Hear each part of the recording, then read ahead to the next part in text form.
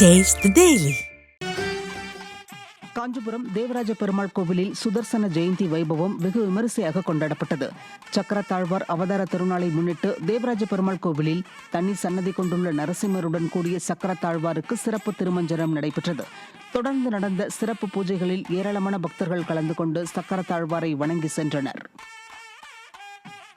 திண்டுக்கல் மாவட்டம் நிலக்கோட்டையை அடுத்த தளி கிராமத்தில் காவல் தெய்வமாக விளங்கும் 100 ஆண்டு பழமையான காளியம்மன் மற்றும் பகவதி அம்மன் கோவில் ஆணி திருவிழா வெகு விமரிசையாக நடைபெற்றது. கடந்த வாரம் கொடியேற்றத்துடன் தொடங்கிய திருவிழாவை அடுத்து ஏராளமான பக்தர்கள் மாவிளக்கு, தீச்சட்டி, பால்குடம் எடுத்து நேர்த்திக்கடனை செலுத்தினர். முளைப்பாரி ஊர்வலத்துடன் தாரை தப்பட்டை, வான வேடிக்கைகள் முழங்க அம்மன் பக்தர்களுக்கு அருள் பாலித்தார்.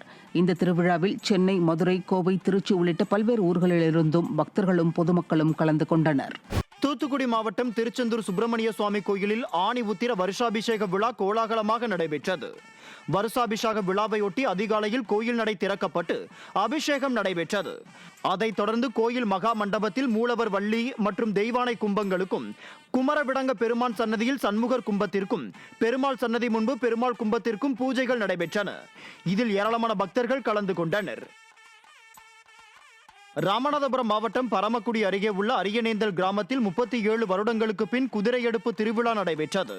அங்குள்ள விநாயகர் ஆலயத்தில் இருந்து குதிரை, காளை மாடு உள்ளிட்ட சிலைகளை ஆண்கள் தலையில் சுமந்தும் பெண்கள் முளைப்பாரியை எடுத்து ஊர்வலமாக வந்து செட்டி ஐயனார் கோயிலின் முன்பு இறக்கி வைத்து வழிபாடு செய்தனர்.